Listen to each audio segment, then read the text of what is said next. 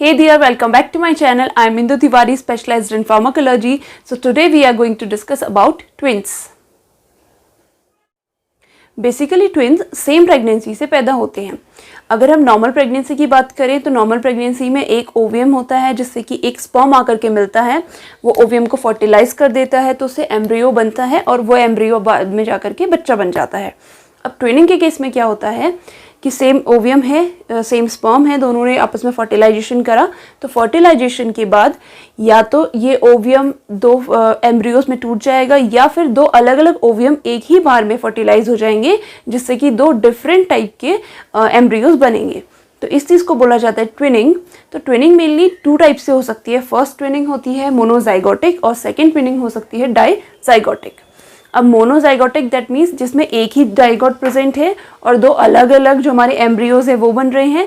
और डाईजाइगोटिक that means दो अलग अलग ओवियम हैं जो कि फर्टिलाइज हो रहे हैं और उसके बाद अलग अलग एम्ब्रियोज को बना रहे हैं.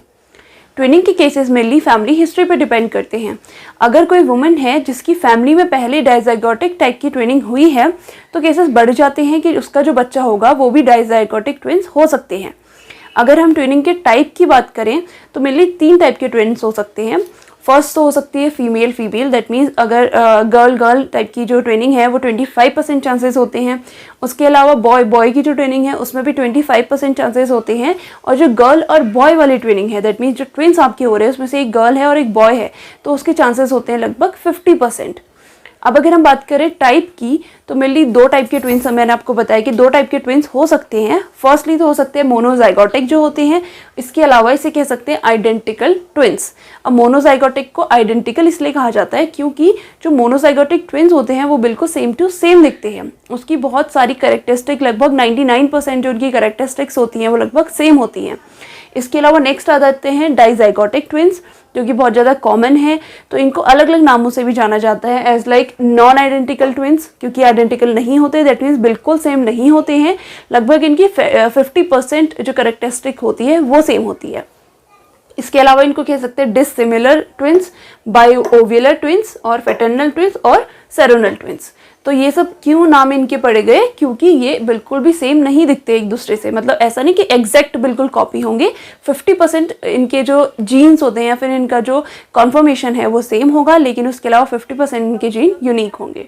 डाईजाइगोटिक और we can say non identical जो ट्विन्स होते हैं इसमें बहुत कम चांसेस होते हैं कि ये बिल्कुल सेम दिखें. अगर गर्ल गर्ल है तो ये चांसेस हो सकते हैं कि सिमिलर दिखे और बॉय बॉय है तो ये चांसेस हो सकते हैं कि सिमिलर दिखे. बट अगर गर्ल और बॉय पैदा हुआ है तो उस केस में बहुत कम चांसेस होते हैं कि बिल्कुल वो सिमिलर दिखे. अब हम ये देख लेते हैं कि कैसे कैसे प्रोसेसिंग होती है कि डाईजाइगोटिक हमारे ट्विन्स बनते हैं. अब नॉर्मल प्रेगनेंसी के में हमें पता है कि जो हमारा ओवियम होता है उसको स्पर्म आकर के फर्टिलाइज करता है. ठीक है, जब मीटिंग होती है तो उस टाइम पे एग फर्टिलाइज होता है स्पर्म के थ्रू. तो सेम प्रोसेस यहाँ पे भी होती है. लेकिन जो नॉर्मल प्रेगनेंसी है उसमें क्या होता है कि सिर्फ ये स्टेप होता है कि एग स्पर्म से आकर के फर्टिलाइज होता है सिर्फ एक और वही उसी का ही जाइगोट बनेगा, वही एम्ब्रियो बनता है और बाकी डेवलप होकर के वो बच्चा बन जाता है. But in case of dizygotic twinning एक टाइम पे दो ओवियम्स, सेम फीमेल के दो ओवियम्स दो स्पर्म से फर्टिलाइज होते हैं. ठीक है, दो अलग अलग एग्स हैं यानी कि दो अलग अलग ओवियम्स हैं, दो अलग अलग स्पर्म्स है. तो ये दो अलग स्पर्म्स ने दो अलग एग्स को फर्टिलाइज किया जिसकी वजह से क्या होगा दो अलग अलग टाइप के जाइगोट्स बनेंगे. ठीक है, दो अलग जाइगोट्स बनेंगे, उसी से डेवलप होकर के दो अलग अलग एम्ब्रियो बनेंगे. अभी एम्ब्रियो आगे डेवलप होकर के दो अलग ट्विन्स को बना देंगे. ठीक है, एक एम्ब्रियो से एक ट्विन आएगा, दूसरे एम्ब्रियो से दूसरा. तो ये ट्विनिंग की प्रोसेस कैसे हो रही है कि दो अलग अलग एग एक ही टाइम पे फर्टिलाइज हो रहे हैं सेम प्रेगनेंसी के टाइम पे. तो उसकी वजह से दो अलग अलग एम्ब्रियोज बन रहे हैं. अभी एम्ब्रियोज को प्रोटेक्शन के लिए या फिर सर्वाइवर के लिए, न्यूट्रिशन के लिए इसके बाहर होता है प्लेसेंटा. तो ये प्लेसेंटा से क्या करेगा अपना अपना न्यूट्रिशन लेंगे और अपना अपना डेवलप होंगे और जब इनका टाइम पीरियड कंप्लीट होगा तो उसके बाद ये डिलीवर हो जाएंगे. अब इनके बीच थोड़ा गैप भी हो सकता है दैट मीन्स बहुत ज़्यादा गैप भी हो सकता है या फिर कम गैप भी हो सकता है. कुछ आवर्स का हो सकता है, कुछ मिनट्स का हो सकता है या फिर डेज का गैप भी हो सकता है. नेक्स्ट आता है मोनोजाइगोटिक ट्विन्स और we can say identical twins. Identical इनको इसलिए कहा गया है क्योंकि इनकी जो कैरेक्टरिस्टिक्स होती हैं वो बहुत ज़्यादा सिमिलर होती हैं. और मोनोजाइगोटिक इसलिए बोलते हैं इसको क्योंकि एक ही जाइगोट से दो अलग अलग एम्ब्रियोज बने हैं. ठीक है। तो ये बहुत ज़्यादा सरप्राइजिंग बात थी साइंस के लिए कि ऐसा कैसे हो गया कि एक ही जाइगोट से 2 अलग अलग एम्ब्रियोज बन गए। तो इसके बाद बहुत सारी स्टडीज़ हुई इसके ऊपर कि कैसे मोनोजाइगोटिक ट्विंस बनते हैं। तो स्टडी में पाया गया कि जो जाइगोट होता है इसके अंदर ब्लास्टोसाइट्स होती हैं। ये ब्लास्टोसाइट्स क्या होते हैं, जब ये वर्म बन रहा होता है तो उस टाइम पे ही ये मतलब डिवाइड हो जाते हैं। तो डिवीजन के बाद क्या होता है, 2 अलग अलग एम्ब्रियो बन जाते हैं। बट अभी एम्ब्रियो बनने के बाद भी डिपेंड करता है कि जो हमारा जाइगोट है ये कितने टाइम में डिवाइड हुआ है, तो उसके अकॉर्डिंग हमारे अलग अलग एम्ब्रियो बनते हैं। जैसे आपने देखा होगा कि बहुत सारे बेबीज होते हैं जो ट्विंस हैं लेकिन वो आपस में जुड़े हुए निकलते हैं, ठीक है, कि बर्थ से ऐसे ही पैदा होते हैं कि दोनों जुड़े हुए हैं। तो वो क्यों होता है, क्योंकि जो हमारा जाइगोट है वो टाइम लेता है, दैट मीन्स 12 से लेकर के 15 डेज या फिर उससे भी ज़्यादा टाइम लेता है आपस में डिवाइड होने में, ठीक है। तो डिवाइड होने में टाइम लेगा तो क्या होगा, वो एकदम से अंदर ही, क्योंकि उससे तो पूरा एक ही बेबी बनना था, अब वो ऐसा कुछ उसमें जेनेटिकल म्यूटेशन हो गया जिसकी वजह से वो 2 बेबीज बन रहे हैं। तो अगर टाइम पे डिवाइड नहीं हुआ तो उस वजह से होता है कि जो भी बच्चा पैदा होता है, जैसे किसी का सर जुड़ा होता है, किसी का पेट जुड़ा होता है, किसी के हाथ जुड़े होते हैं, तो मतलब कुछ भी डिफरेंट ऐसा म्यूटेशन हो सकता है। अब जो हमारे मोनोजाइगोटिक ट्विंस हैं इनकी प्लेसेंटा ऑलमोस्ट अलग अलग रहती है 60 to 70% केसेस में, कि दोनों की प्लेसेंटा अलग अलग होगी, दोनों के अम्बेलिकल कॉर्ड अलग अलग होगी जिससे इनको न्यूट्रिशन मिलेगा। बट बहुत सारे केसेस ऐसे होते हैं उसमें क्या होता है कि लगभग जो इन दोनों की प्लेसेंटा होती है सेम होती है, दैट मीन्स एक ही प्लेसेंटा से दोनों को न्यूट्रिशन मिल रहा है। तो उस केस में क्या होता है कि या तो एक बच्चा कमज़ोर हो सकता है, दूसरा बच्चा थोड़ा सही हो सकता है, या फिर हो सकता है कि दोनों बिल्कुल सही रहे। बहुत कम केसेस होते हैं कि दोनों सही रहें। अगर दोनों की प्लेसेंटा एक ही है तो उस कंडीशन में कोई ना कोई जो एक ट्विन होता है उसको न्यूट्रिशन की डेफिशिएंसी हो सकती है। अब अगर हम बात करें मोनोजाइगोटिक ट्विंस या फिर आइडेंटिकल ट्विंस के बनने की जो प्रोसेस है, इसको वैसे तो ये नेचुरली होती है, मेनली इसकी कोई ऐसी जेनेटिक अभी तक कोई भी प्रूफ नहीं है कि जेनेटिक्स में अगर है तो उस वजह से ये हो सकता है। मोनोजाइगोटिक ट्विंस के बारे में बहुत सारी रिसर्चेस हुई जिसके बाद पता चला कि मोनोजाइगोटिक ट्विंस जो है इसको आर्टिफिशियली भी बनाया जा सकता है, IVF, that means in vitro fertilisation technique से। इसमें हम क्या करेंगे कि जो जाइगोट है इसको इन विट्रो हम क्या करेंगे, लैब में आर्टिफिशियली 2 पार्ट्स में स्प्लिट कर सकते हैं जिससे कि 2 डिफरेंट एम्ब्रियोज बन जाएं। अब जो हमारे मोनोजाइगोटिक जो ट्विंस होते हैं ये मोस्टली सेम सेक्स के होते हैं। Now we will discuss some facts about twins.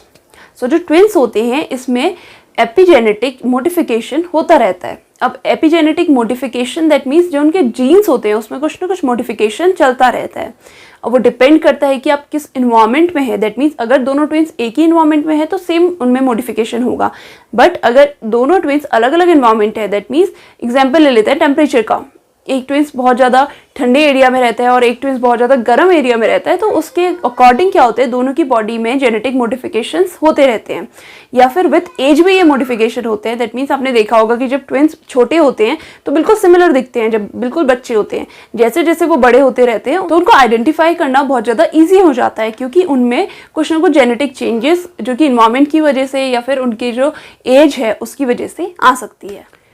कोजॉइंट twins mainly monozygotic type के ट्विंस होते हैं। मोनोजाइगोटिक होते हैं लेकिन डिपेंड करता है कि इनका डिग्री ऑफ सेपरेशन कितना है, दैट मीन्स कितनी जल्दी इनका जाइगोट सेपरेट हुआ है।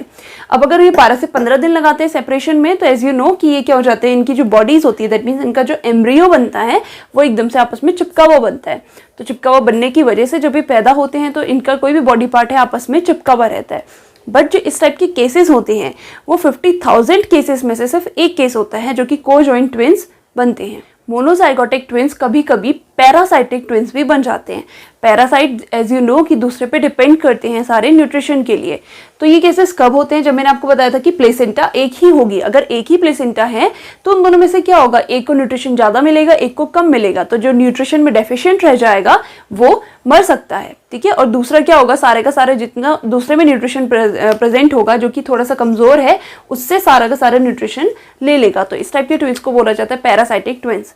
तो अगर ट्विंस के बारे में एक और बहुत ज़्यादा इंटरेस्टिंग फैक्टर है कि जितने भी ट्विंस होते हैं वो 14 वीक के बाद वॉर्म में ही आपस में कम्युनिकेशन करना स्टार्ट कर देते हैं, और 40% ट्विंस ऐसे होते हैं जो कि अपनी एक अलग ही लैंग्वेज बना देते हैं जिसको सिर्फ वो दोनों ही समझ सकते हैं, बाकी कोई नहीं समझ सकता। The weird factor is twins different skin tone के भी हो सकते हैं। दैट मीन्स अगर 2 ट्विंस है ज़रूरी नहीं है कि दोनों के दोनों सेम स्किन टोन के हों, दोनों का जो स्किन टोन है वो बिल्कुल डिफरेंट भी हो सकता है।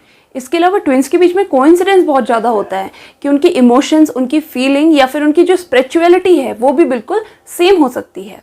कुछ ट्विंस ऐसे होते हैं जिन्हें मिरर इमेज ट्विंस कहा जाता है। दैट मीन्स एक दूसरे की वो मिरर इमेज होते हैं, ठीक है। वो क्या करते हैं, बिल्कुल सेम रिफ्लेक्शन या फिर बिल्कुल मैचिंग रिफ्लेक्शन वो शो करते हैं। अब इसमें क्या होता है, बहुत सारे जो उनके ऑर्गन्स होते हैं, या सबसे इजी एग्जांपल होता है जो उनकी टीथ की जो लाइनिंग होती है या फिर जो उनकी पोजीशन होती है वो बिल्कुल मिरर इमेज की तरह होती है। अगर एक का इस साइड का दांत नहीं होगा तो दूसरे का इस साइड का दांत नहीं होगा, समझ रहे कि मिरर इमेज होगा। तो इस टाइप के ट्विंस कैसे बनते हैं, जब जो एम्ब्रियो, जो हमारा जाइगोट है, जाइगोट की जो स्प्लिटिंग है वो अगर 9 से 10 दिनों के बीच में हो रही है तो चांसेस उस टाइम पे बहुत ज़्यादा बढ़ जाते हैं कि जो ट्विंस होंगे वो मिरर इमेज ट्विंस होंगे, एक दूसरे की बिल्कुल मिरर इमेज होंगे।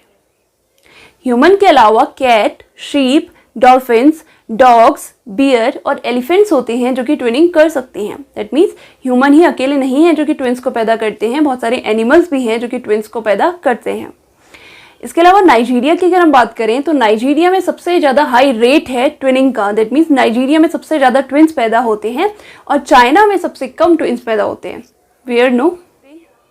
That is all for today. If you know something else about twins, then please comment down and let us know. And thank you so much for watching this video. If you have queries regarding this video, please feel free to comment down and I'll answer them as soon as possible. And if you like this video, please like, share and subscribe to my channel Pharma Institution and also press the bell icon. You can also follow me in my Instagram. My Instagram ID is pharma_ins_tuition and I'll see you in my next video. Till then, be safe and keep studying.